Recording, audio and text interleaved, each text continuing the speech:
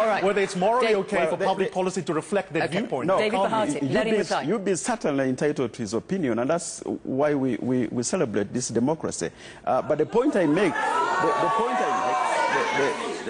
point I make, okay, let him the make point I make also is that Africa, especially from the country I come from, we are Christians, and we view homosexuality as sin. Period. Well, we're going to be talking to some Christians in the audience. Let me just get a view there. Your point. I am an African. We believe in being remembered for eternity. So the only way to do that is through reproduction. How do I reproduce with another man and claim that I'm an African? It can't be done. I am a Christian. In a biblical point of view, homosexuality is wickedness. The only way for my surname to continue, you see, for my surname to continue, is through reproduction. I am an African. Okay, thank you. Right, let's just stick to this question of, is homosexuality un-African? I want to go to an African traditional healer here in our audience. Nkunzi Kabinda is from here in South Africa, and let's just see some pictures of the kind of things that she does.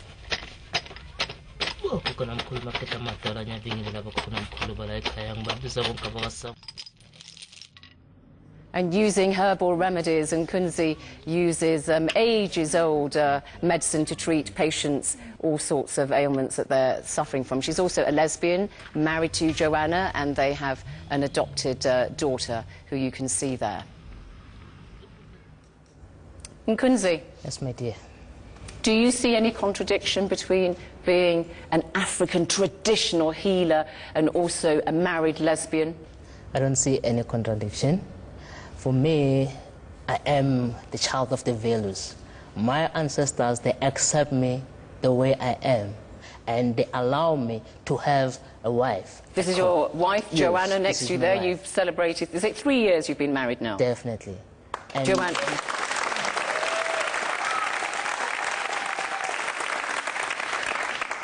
And do you have people who say, oh, I'm not going to go to Nkunzi because, you know what, she's a lesbian and she's got a wife? Do you have people who are slightly turned off by that and don't come to you? Let me tell you about that. I do have clients who are older men, and when they come to me, they're like, definitely, you are helping us. And they accept my sexuality. I even got trainees, students that I'm training who are straight. And they came to me to be trained to become traditional healers. You two just stand up for me. You stand up for me. Nkunzi and your wife, Joanna. David.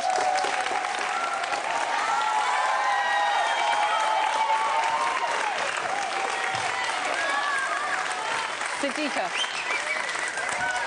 Stay standing. No, actually, come here. Come here.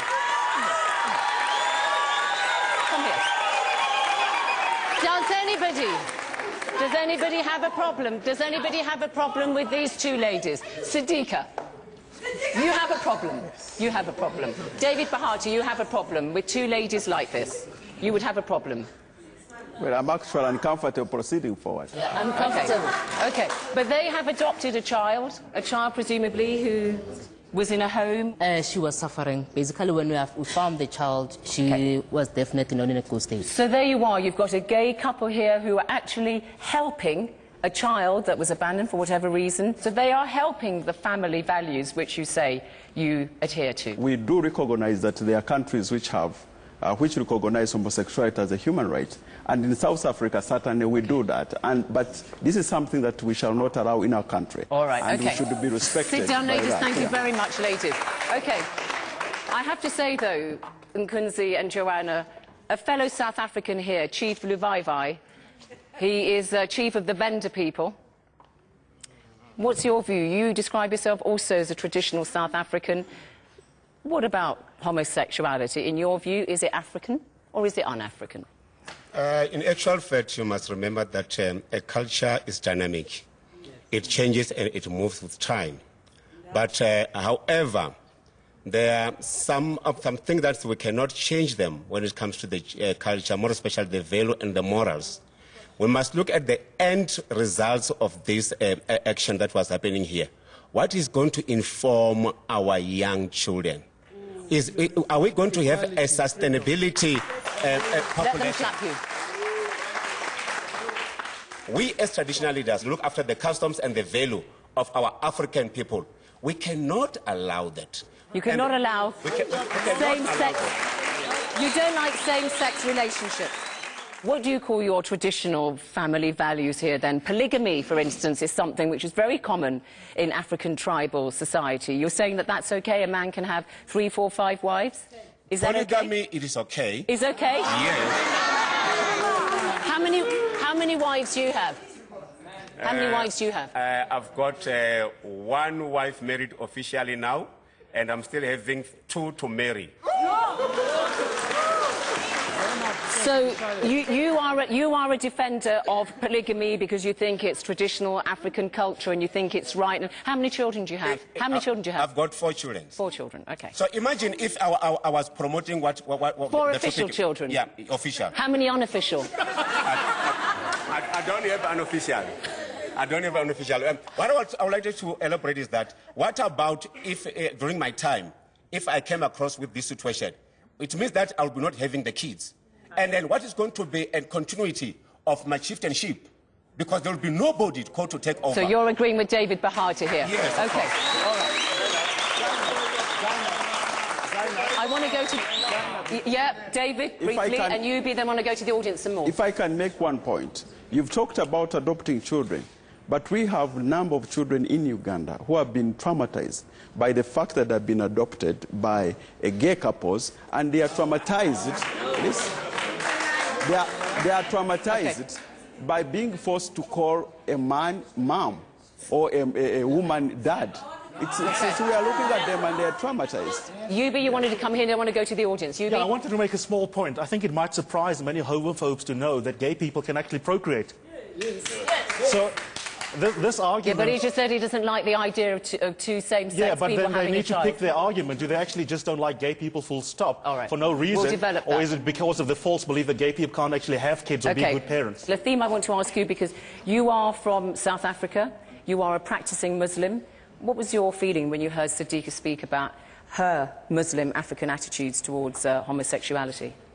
I think, Sadiqa, your attitude reflects attitudes of many women that come from Middle Eastern countries and North African countries that are of the Islamic faith. And I want to tell you that being homosexual, and this is probably another debate all on its own, but being homosexual is not un-Islamic. If anything, the Quran promotes diversity. And I think that a lot of what you believe and a lot of what you bring into the table is based on what you have been told by a patriarchal system. A patriarchal system that informs what African is, what un-African is, what Islamic is, and what un-Islamic is. A Lutheran pastor here wants to say something. I'll hold the mic. Yes, hi, my name is Peter Oberholz. I'm Director of Inclusive and Affirming Ministries. What we do is we try and dialogue with all people, but especially Christians who believe in fundamentalism is the way. Now, I hear you say, David, it's un-African. Do you mean Africa before Christianity or after Christianity? Because you say we're also Christian. What is un-African is religious intolerance and fundamentalism. I'm hearing you speak from one side only, religious Christian fundamentalism, and I'm sorry to say the words you're using are identical to the 3 American pastors who went to your country to talk to you and your president and many leaders with their agenda saying we're trying to recruit the whole world. All right. So you want to be African, are voicing the voice of right-wing American fundamentalists. All right, okay. Just briefly address this point. You've heard it before that you have links with conservative Christian organisations, principally in America, the Family, it's called, for instance. In relation to the piece of legislation that I'm proposing, it's a Ugandan legislation proposed by Ugandans. It has nothing to do with people from other countries. All right, okay. I want to go to Victor Mukasa. Victor Mukasa, you are from Uganda, like David Bahati. You describe yourself as a transgender person. I'm a human rights defender. You're a human rights defender and a transgender. Yes. That rhymes. Okay. So, What do you make of what you've heard so far? Yeah, I think it's just so disappointing to hear you, Bahati, telling lies to people here. I'm sure he would not say that he's telling lies. Yeah, he's telling lies. Okay, he's got a different point of view from yours. Yes? Okay. So, you're saying... Him telling people that homosexuality is un-African, and he links it to Christianity and all these things, yet you know very well, Bahati, even in all the history, I'm sure the history you've studied is what I've studied, in pre-colonial Africa, we were never told about homophobia in Africa. You know very well that it all started with the Christians coming and demonizing it. Perimapera, you know how we call them in our language, those missionaries. You also know that the penal code on which you're basing everything that you're doing against homosexuals was brought by the British when they colonized our nation. All right, okay. Okay, developing this point that Victor Mikasa made about the fact that actually go through history and you see that homosexuality has existed. Raymond Perrier, you are at a Jesuit institute here in Johannesburg, and you've done some actual research into the existence of homosexuality in Africa. Yes, I had the great privilege of living and working in the beautiful country of Uganda a few years ago. And as you know, David, one of the foundational stories of the Christian church in Uganda is the story of the Ugandan martyrs, a group of young men who were martyred because of their Christianity. But the reason, what triggered their martyrdom was that King Mwanga, the king of the Buganda, tried to have gay sex with them. So clearly it was the king, who was presumably African, indeed a representative of everything that was most important about the Buganda. It was he who was homosexual. It was the Christians who refused his advances. That's just one king, though. But is one king... King Mwanga II you're talking about. Is one king not enough?